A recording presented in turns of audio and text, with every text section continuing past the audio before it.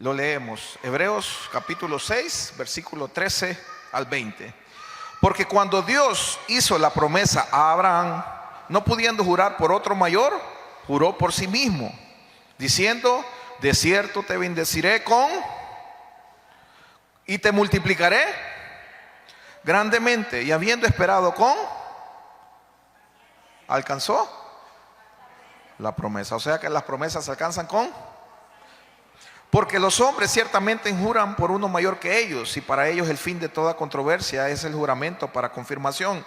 Por lo cual, queriendo Dios mostrar más abundantemente a los herederos de la promesa la inmutabilidad de su consejo, interpuso juramento, para que por dos cosas inmutables, en las cuales es imposible que Dios mienta, tengamos un fortísimo consuelo los que hemos acudido para asirnos de la esperanza puesta delante de nosotros, la cual tenemos como segura y firme ancla del alma, y penetra hasta dentro del velo, donde Jesús entró por nosotros como precursor, hecho sumo sacerdote para siempre, según el orden de Melquisedec. Ahí donde está, cierre sus ojos y ponemos este tiempo en las manos del Señor. Padre, en el nombre de Jesús, contentos estamos, Señor, de poder estar en tu casa, Señor, de poder cantarte, Señor, más que con nuestros labios, Señor, con nuestro corazón, Señor. Cuánto te necesitamos, papá. Cuánto necesitamos de estar apegados a ti, Señor, porque sabemos que sin ti, Señor, nada podremos hacer, Señor. Ponemos este tiempo en tus manos, Señor, de la palabra. Prepara nuestro corazón, Señor. Prepara nuestra mente. Prepara todo nuestro ser, Señor, para poder recibir la palabra tuya, Señor. Que tu palabra esta noche sea como un martillo, Señor, quebrando la piedra. Toda estructura pensante, Señor, la sometemos, Señor, a la única obediencia que vale, a la obediencia de Cristo, a lo que Él ya alcanzó, Señor, por medio de su obediencia, Señor. Háblanos, Señor, habla mi vida, Señor, habla a los padres, a las madres, a los hombres, a las mujeres, a los jóvenes, a los niños, Señor. Háblanos esta noche, Señor, porque usted desea bendecirnos. En el nombre de Jesús, amén y amén. El tema de esta noche es aferrándonos a la esperanza que está delante de nosotros. Bien, Hebreos 11:1 habla acerca de la fe. Dice que la fe es la certeza de lo que se espera, la convicción de lo que no se ve. Certeza es confianza. Usted puede decir, la fe es la confianza de lo que se espera, es la convicción o la evidencia, el convencimiento, la prueba palpable de lo que no se ve. Hay una versión amplificada que dice que la fe la define como la certeza, el título de propiedad y la confirmación de lo que se espera con garantía divina, así como la evidencia y convicción de que lo que no se ve físicamente. Y otro texto que quiero agregar es Hebreos 11:6, porque sin fe es imposible agradar a Dios.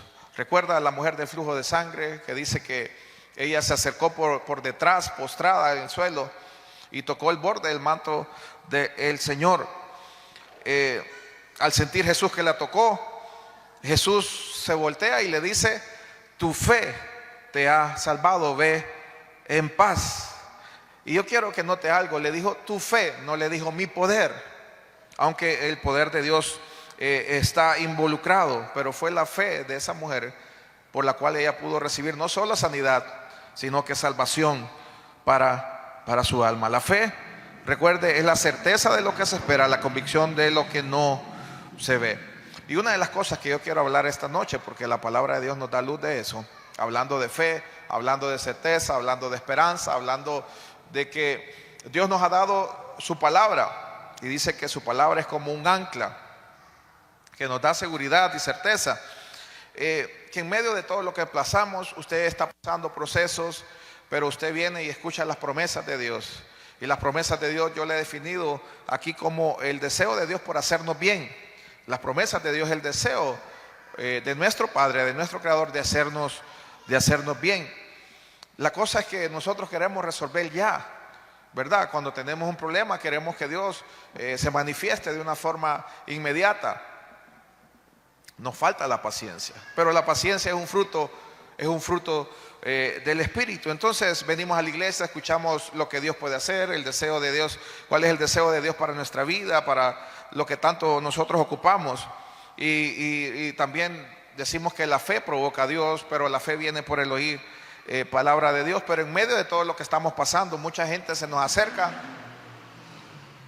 y nos dice, deberías de ser más realista. Cuando usted dice, yo creo en Dios que Dios puede hacer algo en mi vida, yo creo en Dios que Dios puede salvar a un familiar, a un ser amado, yo creo en Dios que Dios puede sanarnos, yo creo en Dios que Dios puede levantarnos, yo creo que Dios puede sacarnos de esta situación agobiante que estamos pasando. Pero usted escucha a alguien que le dice, deberías de ser realista, deberías poner los pies sobre la tierra, deberías enfocarte y buscar qué otra cosa hacer. Esta cosa, esta situación que estás atravesando no es para nada una cuestión de fe, no es una cuestión de actitud o de ser positivo. Pero usted le dice, Dios nos va a bendecir. Pero la gente le podrá decir, no lo sabemos, tenemos que poner los pies en la tierra y enfrentar realidad. Hay gente, cuando usted le habla de una palabra de fe, una palabra de aliento, una palabra de consuelo, una palabra que puede edificar su vida, se enoja, se molesta, se engrifa, porque la fe es un estado espiritual. Solo viene por el oír la palabra de Dios. Aquel que no conoce palabra de Dios, o aquel que conoce meramente palabra de Dios, no puede vivir por fe. Entonces nosotros estamos llamados a vivir por fe. Estamos llamados a vivir por fe, y a Dios le agrada la fe. Sí, dice, colóqueme Hebreos 11:6, dice que sin fe es imposible agradar a Dios. Usted quiere agradar al Señor, tenga fe. Y tener fe es conocer quién Dios es, cuáles son sus planes, cuáles son sus propósitos, es seguir su voluntad. Entonces, mucha gente discrepa con nosotros cuando nosotros hablamos de fe, cuando en medio de una situación difícil, la gente discrepa con nosotros. Y yo quiero poner un ejemplo que está en la Biblia, en Números capítulo 13. Yo le pido, pues, por favor, aquí vamos a leer varios, pero no vamos a saltar varios versículos, pero que usted pueda leer en su casa todo el capítulo 13 y el capítulo 14 de Números. Lea en su casa de tarea Números 13 y el capítulo 14. También ahí donde dice misión de los 2 espías, ahí entre paréntesis le sale otra cita bíblica, le sale Deuteronomio capítulo 1, 19, del versículo 19 al 33. Pastor, usted siempre anda repitiendo eso de los versículos que están ahí. Bueno, ¿cómo entra el martillo en una madera?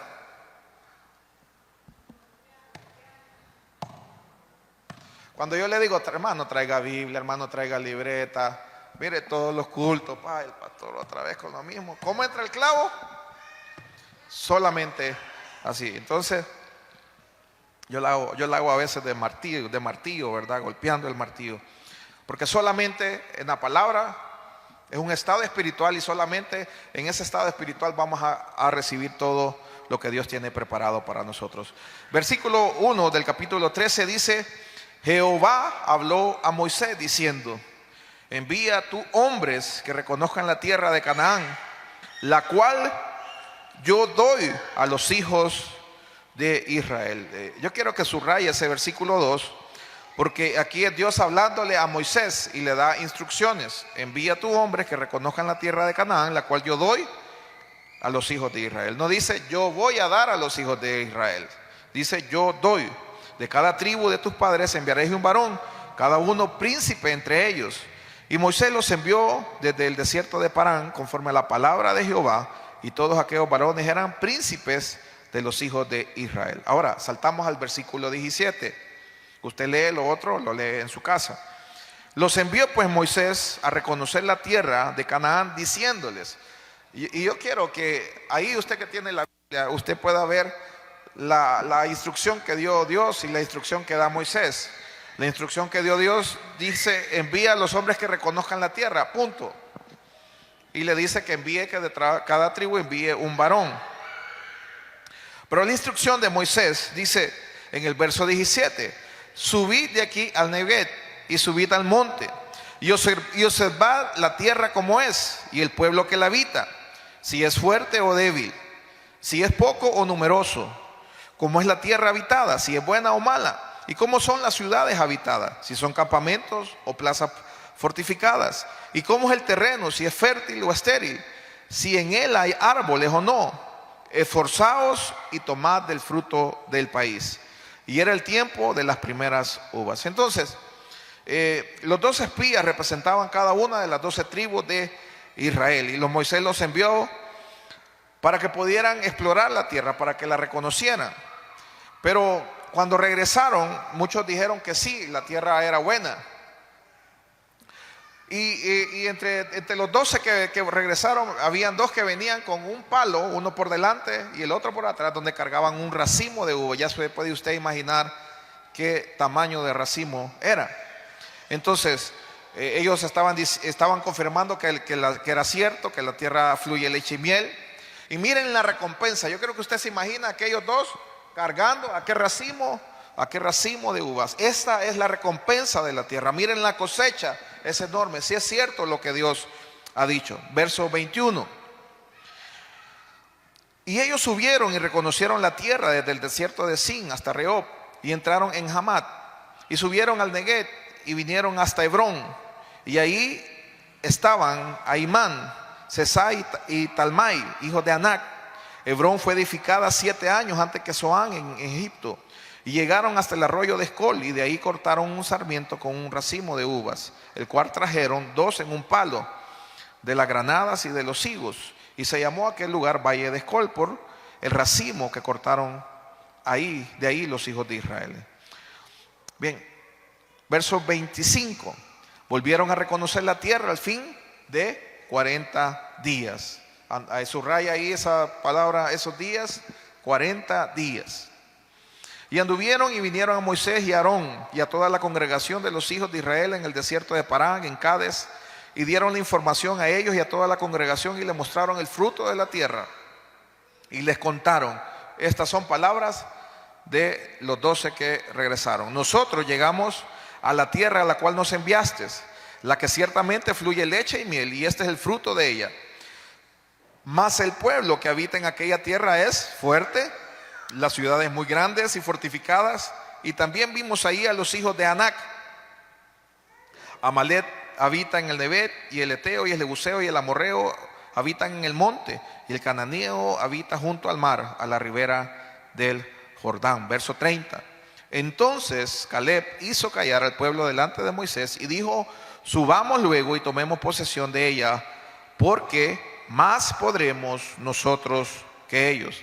Mas los varones que subieron con él dijeron: no podremos subir contra aquel pueblo, porque es más fuerte que nosotros. Y hablaron mal entre los hijos de Israel de la tierra que habían reconocido, diciendo: la tierra donde pasamos para reconocerla es tierra que traga a sus moradores, y todo el pueblo que vimos en medio de ella son hombres de grande estatura. También vimos ahí a gigantes, hijos de Anac, raza de los gigantes, y éramos nosotros, a nuestro parecer, como langostas, así les parecíamos a ellos. Ahora, pregunta: ¿cuántos fueron a reconocer la tierra? ¿Cuántos se fueron? Con seguridad, ¿cuántos? ¿Y cuántos regresaron? Volvieron 12, ¿verdad? Pero 10 dijeron: la tierra es buena, es hermosa, fluye leche y miel, pero hay peligro, hay gigantes. No podremos, dijeron. Y mire, lo primero que hizo Caleb, y esto, ¿sabe por qué hablo de este tema? Porque todos ustedes y nosotros tenemos desafíos. Creemos en un Dios grande, creemos en un Dios eterno, creemos en un Dios que hizo los cielos y la tierra, que vive para siempre. Pero tenemos desafíos aquí en la tierra, sean económicos, sean de salud, sean familiares, sean X motivo de cualquier desafío que nosotros podamos tener en la tierra. Y siempre va a haber oposición. Dios va a decir: vayan, conquisten. El deseo de Dios es que usted crezca. El deseo de Dios es que usted sea como la luz de la aurora. El deseo de Dios es que usted vaya de gloria en gloria, de poder en poder. Dice que en 2 Corintios 3:18 que somos transformados a su imagen. Y dice, el deseo del Señor que quiere que nosotros crezcamos hasta estar en nuestro máximo esplendor, que cada uno de nosotros pueda experimentar el máximo potencial que Dios ha puesto dentro de nosotros. Yo quiero decirle que en usted hay potencial, ¿Qué significa esto? Que en usted hay poder. Sí, algunos son buenos para la matemática, otros buenos para las ciencias. Y estoy hablando aquí a los jóvenes para que puedan entender. Pero Dios va a desarrollar ese potencial si usted permanece. Si usted desiste, Él nunca va a ver el potencial de Dios. Unos le van a decir a los que están estudiando, eso no se puede, eso es muy difícil. Mejor empezar a trabajar y hacer billete, ¿verdad? Entonces, los padres se pueden conformar, saben que Dios los está llamando para crear una generación diferente, una generación que la ve y puedan crecer en los caminos del Señor. Pero a veces es difícil, resistimos. Aquel que está pasando por problemas económicos, el negocio no va tan bien, la fuente de ingreso han sido golpeadas, la salud está siendo golpeada, pero la palabra del Señor nos manda y nos enseña de que Él puede sanar todo tipo de enfermedad. Él dice que desde Éxodo, Él dice que Él es nuestro sanador. En Isaías estaba profetizando lo que iba a pasar años después y dice que por su llaga fuimos todos curados. Y usted tiene eso en su corazón, pero usted escucha a la vecina, usted escucha al familiar que le dice, eso es imposible, el doctor tiene un diagnóstico médico, usted ve los negocios que lo rodean en su mismo rubro y le dicen, esto está malo, no hay forma de pasar, yo voy a cerrar, y usted empieza a escuchar malas noticias. Todos tenemos desafíos. Y yo quiero decirle que cada vez que Dios habla en su palabra, la palabra de Dios sobrepasa lo que nosotros somos. Sí, ¿cómo se lo explico? Lo que Dios quiere hacer en nuestra vida, como un traje que no nos queda medida, ¿sabe? Nos queda flojo. Nosotros somos pequeños ante lo que Dios quiere entregarnos. Entonces, y usted dice, eso no es para mí, ¿verdad? Cuando Dios pone sueños en usted y sus sueños usted lo puede alcanzar con lo que usted tiene, esos sueños son suyos, no son de Dios. Cuando Dios pone un sueño dentro de nosotros, el sueño se parece imposible, el sueño parece una locura, y por eso viene gente y dice, ¿verdad? El domingo cantamos que la gente dice que estamos locos, que estamos chiflados, porque nos ven a nosotros, la gente a nosotros, y muchas veces no hay necesidad que la gente nos diga a nosotros. Ellos decían, somos a nuestro parecer como langostas. Langostas es ¿qué es la langosta? El saltamontes, sí. Entonces, nosotros somos así de pequeños en comparación a la fuerza, al tamaño, a la cantidad de las plazas, a los muros de ellos. Entonces, cuando Dios le da una palabra a alguien, la palabra de Dios, sabe, es más sobrepasa todas nuestras expectativas, y muchas veces por eso que no se puede. Creemos que es imposible para nosotros. Creemos que lo que a veces en nuestro corazón pone anhelos, pone sueños, y decimos no se puede, porque nos miramos a nosotros mismos y vemos que no hay recursos. Vemos de dónde va a salir eso si yo no puedo, no tengo la capacidad, no tengo recursos. Eso a lo mejor ha de ser para otras personas, no para mí. Entonces, viene gente, a lo que quiero llegar con este punto es que viene gente y nos dice, estás loco, eso no es para usted. Eso es para otra gente. Eso es para gente que está más preparada, es para gente que tiene título, eso es para otra gente que tal vez tenga un apellido más portentoso, que tenga otro tipo de economía, pero para nosotros es imposible. ¿Y cuál fue la actitud que tuvo Caleb en el verso 30? Dice que Caleb hizo callar al pueblo. Una de las cosas que usted tiene que hacer cuando Dios ha hablado algo, cuando Dios tiene un diseño para usted, es hacer callar las voces que le dicen que no se puede. Es hacer callar las voces que le dicen que eso no es para usted. Es hacer callar las voces que le dicen, estás loco. ¿Sabe? Porque esta gente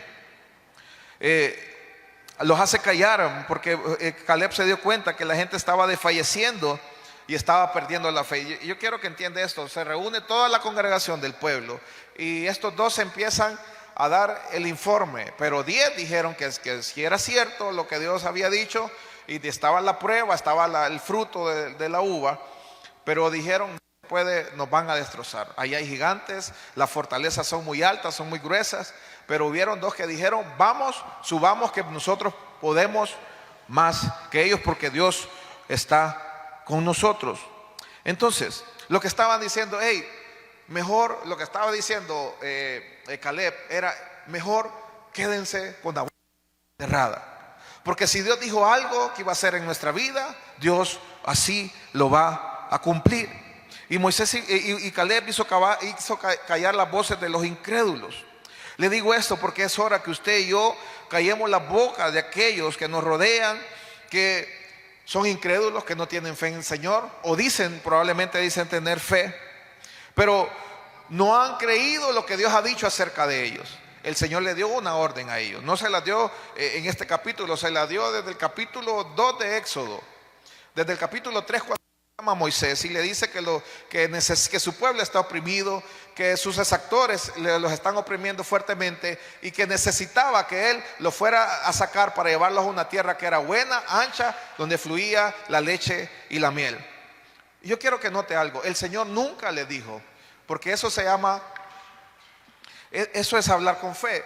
El Señor no ve las cosas como nosotros la vemos. Nosotros vemos toda la realidad, y ellos al describir dicen, bueno, la tierra es buena, ancha, pero ahí hay gigantes, ahí hay ciudades amuralladas, ahí las fortalezas son así, ahí hay un ejército. Pero Dios, cuando mandó a Moisés, cuando Moisés le fue a hablar a ellos, nunca les dijo que había gigantes, y eso lo vamos a ver más adelante. Entonces me sorprende que los que hablan en contra, o sea, los incrédulos, no eran parte de los 12. Los que hablaron en contra de lo que Dios quería hacer en sus vidas eran parte de los 12, eran los cercanos. Me sorprende que los que estaban en contra, o los que eran incrédulos, eran los que Josué y Caleb tenían a la par. Y mire, mucha gente que está en contra de lo que Dios quiere hacer en nuestra vida, no son los lejanos, son los más cercanos. Gente que nos quiere robar la fe, gente que quiere que perdamos la visión de lo que Dios quiere hacer en nuestro país. No son gente de otro país, no son gente de otra ciudad, no son gente probablemente de otra familia o de otra iglesia, no son desconocidos, son gente conocida. Pero yo le digo esto para que usted y yo tomemos autoridad que Dios nos ha dado por medio de su palabra, a decirle, yo no me quedo con la voz de incredulidad, yo no me quedo con el temor, con lo que el temor quiere hablar, yo me quedo con lo que Dios ha dicho que va a hacer en nuestra vida. Y sabe, ellos sabían que Dios los había sacado de la opresión de los egipcios. Ellos sabían que Dios los había rescatado de ser esclavos, los había sacado al desierto, no para que quedaran en el desierto, no para que permanecieran en el desierto. El desierto solo era un tramo del camino para llegar hacia el lugar donde Dios los había llevado. Pero había gigantes que vencer, habían obstáculos, habían situaciones difíciles que iban a atravesar. Las mismas que ustedes y yo atravesamos. Para unos va a ser la economía, para otros va a ser la salud, para otros va a ser un familiar, para otros va a ser X situación. Pero todos nosotros enfrentamos situaciones difíciles. Entonces, Josué y Caleb se levantan y le dice al pueblo que la tierra que a donde van es sumamente buena. La tierra donde Dios nos lleva es buena. Por eso le pide a ellos que no tengan miedo. Si hay gigantes o no, van a ser como pan para nosotros, porque el Señor está con nosotros. Y mientras 10 se veían como algo como consumibles, como algo que podían ser consumidos, 10 se miraban como que podían ser consumidos, pero ellos 2 se miraban como que ellos consumían a los gigantes. Ahora, dele la vuelta y avancemos al versículo 14.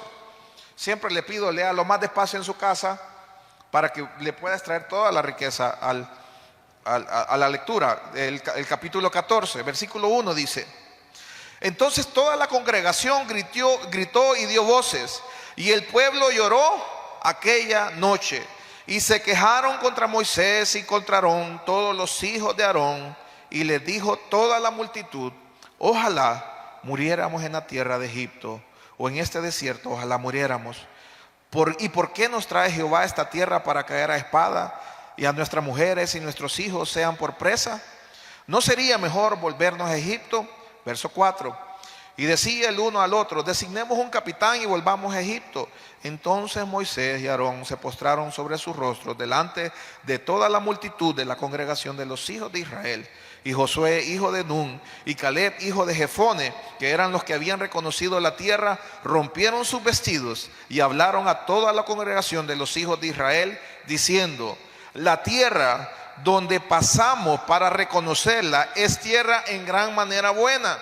Si Jehová se agradare de nosotros, Él nos llevará a esta tierra y nos la entregará, tierra que fluye leche y miel. Por tanto, no seáis rebeldes contra Jehová, ni temáis al pueblo de esta tierra, porque nosotros,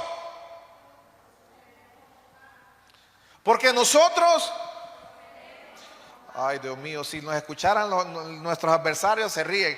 Porque nosotros, vamos a ver, haga que usted es un gigante y que usted se lo va a comer y se lo va a despedazar. Porque nosotros los comeremos como pan. Su amparo se ha apartado de ellos y con nosotros está Jehová. No los temáis. Entonces, miren lo que pasó. Toda la multitud habló de apedrarlo. Y mire lo que hace la voz de la incredulidad. De 10 hablaron mal de lo que Dios quería hacer, y eso se propagó por toda la multitud, y la multitud quería apedrearlos. Pero dice, pero la gloria de Jehová se mostró en el tabernáculo de reunión a todos los hijos de Israel. ¿Sabe por qué es importante esto? Y trayéndolo al contexto de nuestras vidas. Cuando veamos problemas, porque sí vamos a tener problemas. Nunca el Señor prometió que no íbamos a tener problemas, situaciones, adversidades. Claro que van a haber. Y sabe que vamos a pasar problemas. Vamos a pasar por valles, por desiertos. Pero oiga, vamos a pasar. No dije vamos a acampar. Y sabe, muchas veces creemos que lo que estamos pasando es un lugar para acampar, es un lugar para vivir, y creemos que esa va a ser nuestro fin. El desierto no era el fin de ellos. Nunca el Señor dijo que el desierto era el lugar que el Señor los quería llevar. Siempre les dijo, la tierra que yo los llevo es un lugar que fluye leche y miel. Entonces, Dios nunca les prometió, cuando les prometió la tierra prometida, nunca les dijo, bueno, la tierra fluye leche y miel, es buena y ancha. También hay unos muros que son muy gruesos, y hay unos gigantes muy grandes. ¿Sabe por qué Dios no es así? Porque Dios, cuando le ofreció a Moisés el libertar al pueblo de Israel, y cuando Moisés fue a hablarle al pueblo, siempre le habló de una tierra buena, ancha, que fluye leche y miel.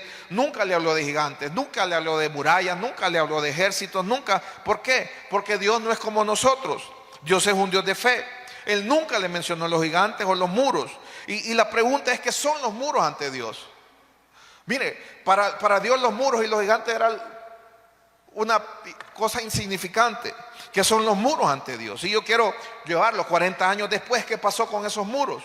Josué toma el liderazgo, Moisés muere, y Josué le dice al pueblo, en Josué 6, Josué le dice al pueblo, gritad, porque Jehová os ha entregado la ciudad.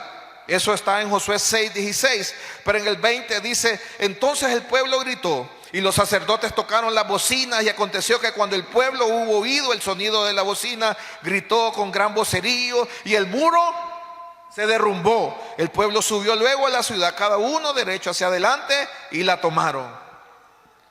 ¿Qué son los muros para el Señor? ¿Qué es un muro para el Señor? ¿Qué es una ciudad fortificada para Dios? ¿Qué es un gigante? ¿Qué es una nación de gigantes para nuestro Señor? Ahora, tráigalo a su contexto. Yo no sé lo que usted está enfrentando. Yo no sé cuál es el deseo de su corazón hoy mismo. Si yo le pidiera hacer 3 peticiones, ¿cuáles serían esas 3 peticiones? ¿Cuáles serían esos gigantes? Para aquellos, la muralla era algo que no podían desafiar, era algo que no podían sobrepasar.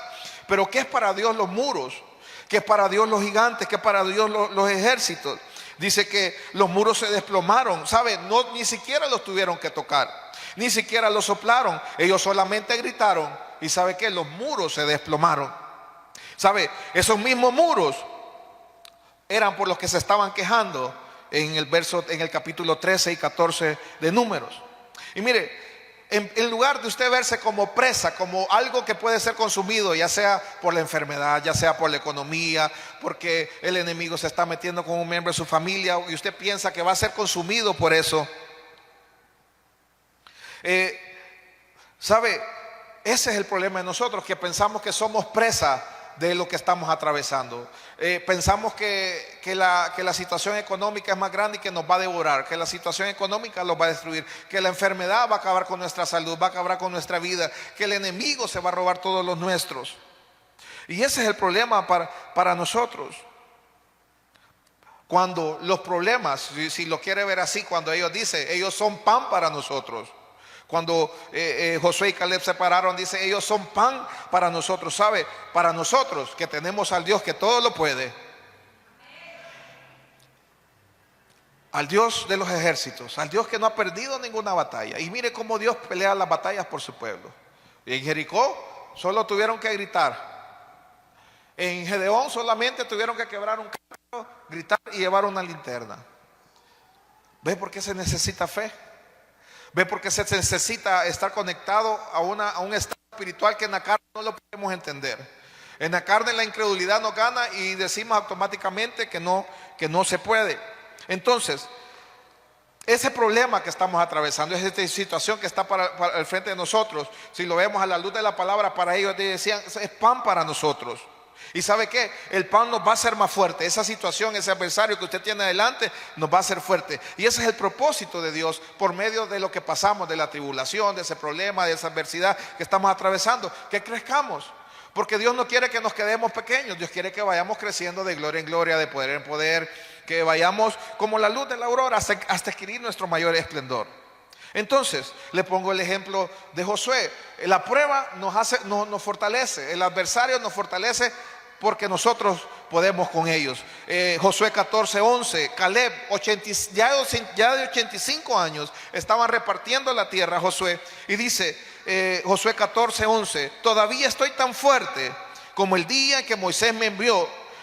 ¿Cuál era mi fuerza entonces? Tal es ahora mi fuerza para la guerra y para salir y para entrar. Dame pues ahora este monte del cual habló Jehová aquel día, porque tú me oíste en aquel día que los anaseos están ahí y que ahí hay ciudades grandes y fortificadas. Quizás Jehová estará conmigo y los echaré como Jehová ha dicho. Mire, Caleb lo entendió bien. Caleb dijo, bueno, en aquel tiempo tenía 45 años, hoy tengo 25, pero hay una palabra sobre mi vida. Sí, y mire, qué importante que lleva una palabra sobre su vida. ¿Qué es lo importante cuando usted lleva la palabra de Dios en su corazón? Porque vamos a pasar todo tipo de situaciones. Si hoy pues probablemente sea económica, mañana probable sea una cuestión de salud, mañana pasado probablemente sea una cuestión familiar. Pero ¿sabe qué? Si usted tiene una palabra en el corazón, eso le sobra y le basta. Por eso es importante, yo le digo a la gente, tenga un versículo favorito, tenga un personaje bíblico que a usted lo inspire, tenga salmos que sean de aliento en momentos difíciles, tenga un canto que usted lo aliente en momentos difíciles. Ahora, ¿qué significa esto? Que debemos aprender, si lo quiere ver así, a comernos los problemas. Cuando surja el problema, usted solamente diga aleluya, Dios está conmigo. Entonces, a veces no es fácil, pero ¿sabe qué? A Dios le encanta cuando usted le cree a Él. ¿Sabe? Dios se place. ¿Por qué? Sin fe es imposible agradar a Dios. Usted dice, bueno, yo soy pequeño, mis fuerzas no dan abasto, pero yo tengo un Dios grande. Y si Dios ha dicho que vaya, que conquiste, que entre a la tierra prometida, yo voy a entrar. Si Dios ha dicho que en su palabra que me va a sanar, yo creo que me va a sanar. Si Dios ha dicho que que me va a proveer, aunque hoy no tenga nada, ¿sabe? Yo voy a limpiar. Si hoy no tengo nada en la refri, ¿qué voy a hacer? Voy a limpiar la refri porque Dios ha prometido que va a proveer todas mis necesidades. Sí, entonces a Dios le agrada eso. Cuando Dios ve su actitud de fe. Y sabe, lo que le dijo el pueblo de Israel a Moisés, esos días no pudieron entrar a la tierra. No entraron a la tierra. Y sabe, sus cuerpos quedaron en el desierto. ¿Sabe? Es necesario que cuando comencé diciéndole que muchas veces la gente o se molesta o se pone incómodo cuando uno habla de fe, porque usted dice, bueno, la cosa, Dios va a hacer algo. Uno dice, hoy estoy mal, pero bueno, Dios va a hacer algo a favor de nosotros. La gente dice, está loco, no se lo dejes todo a Dios. Y bueno, entonces la gente se resiente, la gente se molesta cuando nosotros hablamos buenas nuevas de Dios. Cuando tenemos una actitud positiva, si quiere decir una actitud de fe, un espíritu diferente como lo tenía Josué y Caleb. La tierra era buena, la tierra era muy buena, pero los gigantes decían, ellos son pan para nosotros. ¿Sabe qué hizo la gente? Quisieron apedrearlos a ellos. cuando deberían haber apedreado a los que no creían en Dios. Ahora se la querían tomar contra los que estaban creyendo en Dios. Los que no creyeron en Dios eran los que tenían en la palabra de Dios, en lo que Dios había dicho acerca de sus vidas, eran los que debían ser apedreados, pero casi apedrearon a Josué y a Caleb, hasta que apareció la gloria de Dios y dijo Moisés, miren lo que dijo Moisés, verso 21 del capítulo 14. Mas tan ciertamente como vivo yo y mi gloria, esto está diciendo el Señor a Moisés, mas tan ciertamente como vivo yo y mi gloria llena toda la tierra, todos los que vieron mi gloria y mis señales que he hecho en Egipto y en el desierto, y me han tentado ya 10 veces y no han oído mi voz, no verán la tierra de la cual juré a sus padres. No, ninguno de los que me han irritado la verá. Pero a mi siervo Caleb, por cuanto hubo en él otro espíritu y decidió ir en pos de mí. Subraya eso. Y decidió, hubo en él otro espíritu y decidió ir en pos de mí. Yo lo meteré en la tierra donde entró y su descendencia la tendrá en posesión. ¿Qué decía el Señor acerca de Josué y Caleb? ¿Saben? Ellos tienen mi corazón. ¿Sabe? Josué y Caleb, de esta frase, le robaron el corazón al Señor. ¿Sabe? Porque ellos conocían a Dios. Ellos identificaron la voz del Señor desde que los mandó, desde que los hizo explorar la tierra. Y ¿sabe? Caleb ya había escogido lo que a él le correspondía, que era el monte Hebrón. Por eso a los 85 años él estaba diciendo, dame lo que se me había prometido. Entonces ellos cautivaron el corazón del Señor por su espíritu diferente y porque fueron en pos de él. Este relato nos muestra que Dios ama a aquellos que tienen esperanza en él, una expectativa positiva sobre el futuro y tienen una expectativa de que algo bueno sucederá y disfrutarán las posesiones de lo que Dios ha prometido. ¿Sabe? A Dios le encanta eso. Aunque usted hoy esté enfermo, usted puede decir, Dios me va a sanar. Aunque usted hoy tenga padecimiento, algún síntoma, aunque hoy su economía esté dañada, su economía no esté de la mejor forma, usted dice, Dios me va a levantar y Dios me va a proveer todas mis necesidades conforme a sus riquezas en gloria. ¿Sabe? Aquellos que reaccionaron de forma negativa a lo que Dios ha dicho, ¿sabe? No entraron a la tierra prometida y perecieron en el desierto. Y ¿sabe qué es lo peor? Yo siempre digo, la decisión que usted tome hoy con respecto al Señor va a marcar lo que pasa con sus hijos. Va a marcar lo que pasa con sus hijos. Ellos perecieron, esa generación que eran mayor de 20 años perecieron en el desierto. Sus hijos permanecieron. ¿Sabe cuántos permanecieron sus hijos? Permanecieron ellos estuvieron 40 días explorando la tierra. Cada día que estuvieron explorando la tierra les costó a ellos un año en el desierto. Estuvieron 40 años en el desierto. Verso 26. Y Jehová habla a Moisés y a Aarón diciendo, ¿hasta cuándo oiré esta depravada multitud que murmura contra mí? Las querellas de los hijos de Israel que de mí se quejan. Diles, vivo yo, dice Jehová, que según habéis hablado a mis oídos, así haré yo con vosotros. En este desierto caerán vuestros cuerpos, todo el número de los que fueron cortados de entre vosotros, de 20 años para arriba, los cuales han murmurado contra mí. Vosotros a la verdad no entraréis en la tierra, por la cual alcé mi mano y juré que os haría habitar en ella, exceptuando a Caleb, hijo de Jefone, y a Josué, hijo de Nun. Pero a vuestros hijos, de los cuales dijisteis que serían por presa, yo los introduciré, y ellos conocerán la tierra que vosotros despreciasteis. En cuanto a vosotros, vuestros cuerpos caerán en este desierto, y vuestros hijos andarán pastoreando en el desierto 40 años, y ellos llevarán vuestras rebeldías hasta que vuestros cuerpos sean consumidos en el desierto, conforme al número de los días, de los 40 días en que reconociste la tierra. Llevaréis vuestras iniquidades 40 años, un año por cada día, y conoceréis mi castigo. Mire, ellos, los hijos de los que perecieron en el desierto, entraron a la tierra prometida, pero se tuvieron que experimentar 40 años en el desierto. Ahora, yo quiero hablar de un hombre que también Dios le dio una promesa, y hablo de Abraham, fue con el cual comenzamos hablando. Romanos 4:17, Romanos 4:17 y 18. Romanos 4:17 y 18 dice, como está escrito, te he puesto por padre de muchas gentes delante de Dios, a quien creyó, el cual da vida a los muertos y ama las cosas que no son como si fuesen. Él creyó en esperanza contra esperanza, para llegar a ser padre de muchas gentes, conforme a lo que se le había dicho, así será tu descendencia. Vamos a ver, la Nueva Traducción Viviente, que es una Biblia azul que algunos hermanos andan ahí, dice: a esto se refieren las Escrituras cuando citan lo que Dios le dijo: te hice padre de muchas naciones. Eso sucedió porque Abraham creyó en el Dios que da vida a los muertos y crea cosas nuevas de la nada. 18. Aun cuando no habían motivos para tener esperanza, Abraham siguió teniendo esperanza, porque había creído en que llegaría a ser el padre de muchas naciones, pues Dios le había dicho: esta es la cantidad de descendientes que tendrán. Y yo quiero que se pongan en la situación de Abraham. Abraham, Dios le habla, Dios lo busca, tenía 75 años. Pero Dios le da una promesa. Llega Abraham a los 80 años y nada. Llega Abraham a los 90 años y no pasaba nada. ¿Sabe? Era inútil probablemente para Abraham o para cualquiera de nosotros tener esperanza. Y Dios no está, y con esto digo que usted tiene que rechazar la realidad. Si a usted le duele la cabeza, a usted le duele la cabeza. Sí, la fe no niega la realidad.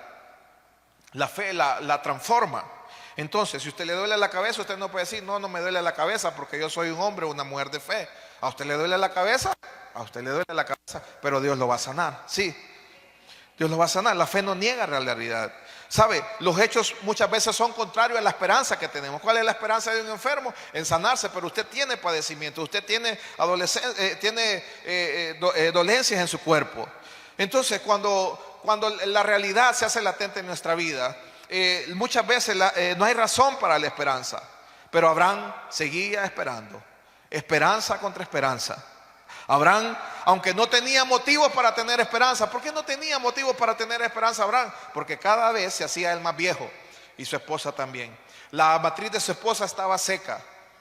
La matriz de su esposa estaba seca, y los años pasaban y parecía que no había esperanza. Pero él había creído que iba a llegar a ser padre de muchas naciones, pues Dios le había dicho: esa es la cantidad de descendientes que tendrás. Ahora, la pregunta obvia que voy a hacer: ¿qué es lo que le agrada al corazón de Dios? ¿Fe o incredulidad? Fe. Josué y Caleb, mire, ve.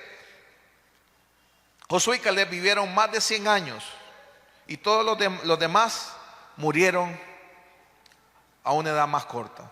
¿Sabe? Dios le complace su fe. La carne del hombre, a nuestra carne no le agradan al hombre natural.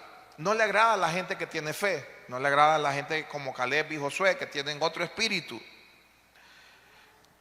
Probablemente alguno de ustedes: no vayas a esa iglesia porque ahí te dan esperanza. Y lo malo de tener esperanza es que te puedes decepcionar después cuando las cosas no pasen.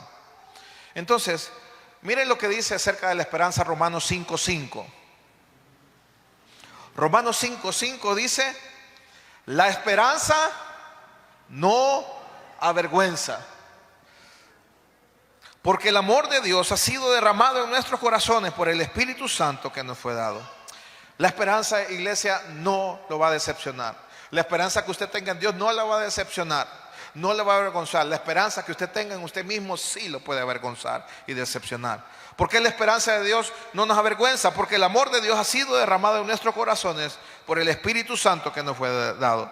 Cuando usted y yo generamos esperanza, tenemos un alto grado de confianza y de seguridad en nuestro Dios. Y hablando acerca de esto, colóqueme 1 Tesalonicenses 5:8. 1 Tesalonicenses 5:8 dice: pero nosotros que somos del día, seamos sobrios, habiéndonos vestidos de la coraza de fe y de amor, y con la esperanza de salvación como yelmo. Yelmo es casco. Entonces, la esperanza de Dios en nuestra vida es como un casco. Nos protege de toda cosa que nos pueda dañar. Si le tiran una piedra, si le tiran un palo, si usted se cae y se golpea la cabeza, el yelmo, el casco de la esperanza lo protege. El que anda en moto se podrá caer andando casco, pero la cabeza Sí va a sentir un golpe, pero no le va a pasar nada. Se podrá quebrar el brazo, se podrá quebrar la pierna, cualquier otra parte, pero no le va a quedar nada. Pero si usted no anda casco y usted tiene un accidente y se golpea la cabeza, probablemente que ahí quede todo. Por eso le digo este versículo, porque la esperanza es algo que nos protege nuestra mente. La esperanza, el yelmo este que habla de salvación, nos protege de todo pensamiento que usted pueda anidar, que la gente le pueda sembrar a usted. Cuando nos levantamos en la mañana, muchas veces ante lo que estamos pasando, nos levantamos con decepción, nos levantamos con depresión, nos levantamos con desánimo. Por eso es necesario guardar nuestro pensamiento ¿con qué? Con esperanza de la salvación que Dios nos ha dado. Si usted hace la tarea y usted ponga en su buscador de internet, hágalo, no lo hago ahorita, hágale, las personas positivas viven más tiempo. Puede usar ChatGPT, puede usar la inteligencia artificial de Gemini, cualquier cosa, puede usar el Google. Y generalmente yo lo busqué y mire lo que dice: cuando usted tiene esperanza, cuando usted tiene esperanza en Dios, cuando usted tiene fe, cuando usted tiene seguridad de que Dios va a obrar a favor suyo. Dice, las personas con una actitud más positiva y optimista tienden a vivir más tiempo, aunque esto no significa que pensar positivo por sí solo garantice una vida larga. Las investigaciones sobre el optimismo y longevidad han encontrado varias asociaciones importantes. Aquel que es optimista suele ayudar a manejar mejor las situaciones difíciles y puede reducir los efectos perjudiciales del estrés crónico. Mejora la salud cardiovascular. El optimismo se ha relacionado con menor riesgo de algunos problemas cardiovasculares. Hábitos más saludables. Las personas optimistas suelen tener mayor probabilidad de mantenerse activas, cuidar su alimentación y seguir tratamientos médicos. Mejores relaciones sociales, mantener vínculos positivos que pueden proporcionar apoyo emocional y reducir el aislamiento. Otro es mayor capacidad para recuperarse. El optimismo puede favorecer la resiliencia después de dificultades, enfermedades o pérdidas. Sin embargo, hay una gran diferencia entre ser positivo y negar los problemas, lo que yo le estaba hablando. Una persona saludable emocionalmente puede reconocer que algo está mal, sentir tristeza o preocupación y aún así mantener la esperanza y buscar soluciones. En resumen, la actitud positiva probablemente contribuye a una vida más larga y saludable. ¿Por qué le digo esto? Porque es necesario que guardemos nuestros pensamientos de todo lo que usted escucha, de todo lo que las personas hablan, de todas las personas que no tienen fe, que dudan, que son incrédulas. Usted tiene que guardar sus pensamientos. Si nosotros llamamos, voy a ver la noticia, pero no salen buenas noticias. Todas las noticias son malas. Y usted termina, pero peor de la manera en que comenzó. Entonces, una persona que tiene la fe puesta en el Señor, que tiene la esperanza puesta en Dios, aunque tenga un diagnóstico malo, puede salir de eso. Y no porque tenga un pensamiento positivo en sí o que tenga una esperanza. Mire, el pensamiento positivo sin Cristo o la esperanza sin Cristo, ¿sabe? No representa nada. ¿Sabe? Nada funciona sin Cristo.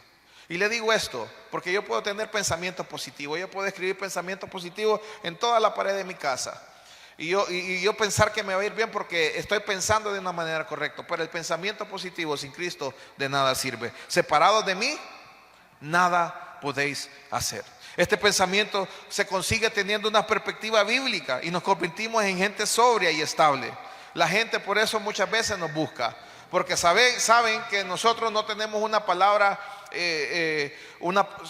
lo que nosotros portamos es palabra del Señor. No le vamos a dar un consejo psicológicamente, no le vamos a ayudar como un médico le puede ayudar, le vamos a brindar palabra de Dios. Mire, tanto así que usted va a tener seguridad. Digo esto porque el que tiene palabra de Dios tiene seguridad. Jesucristo hablaba de cierto digo. Cada vez que Jesús hablaba y quería decir algo, Él decía, de cierto digo, el que cree en mí, las obras que yo hago, Él las hará también y aún mayores las hará porque yo voy al Padre. Cuando Jesús decía, de cierto digo, Él lo que estaba diciendo en hebreo es amén, amén. Que amén significa así será. Así será. Y esa es la certeza, la confianza, la seguridad, el título de propiedad que nosotros tenemos cuando ponemos nuestra confianza y nuestra mirada en el Señor. Termino leyendo el versículo con el cual comenzamos, Hebreos 6, 18 y 19. Lo voy a leer en la Nueva Traducción Viviente. Dice: así que Dios ha hecho ambas cosas, la promesa y el juramento. Estas dos no pueden cambiar, porque es imposible que Dios mienta. Por lo tanto, los que hemos acudido a Él en busca de refugio podemos estar bien confiados, aferrándonos a la esperanza que está delante de nosotros. Esta esperanza es como un ancla firme y confiable para el alma. Nos conduce a través de la cortina al santuario interior de Dios. ¿Por qué traigo este mensaje? Porque como iglesia nosotros podemos cambiar de temporadas. Usted como familia, usted puede entrar a una nueva temporada que Dios lo está llevando a causa de una palabra que Dios le está dando, a causa de que un sentir que Dios haya puesto dentro de usted. Pero Dios quiere que usted viva como con un ancla dentro de su alma. Que su alma esté anclada ¿a dónde? En la palabra del Señor. Y eso significa que no va a haber problemas, pastor, que no van a haber tormentas. No significa eso. Un ancla en un barco significa de que espera tormentas, pero que nuestra expectativa constante sea de que Dios nos va a hacer bien. Que nuestra expectativa constante sea de que Dios nos va a hacer atravesar la tormenta, porque esperamos algo bueno de parte de el Señor.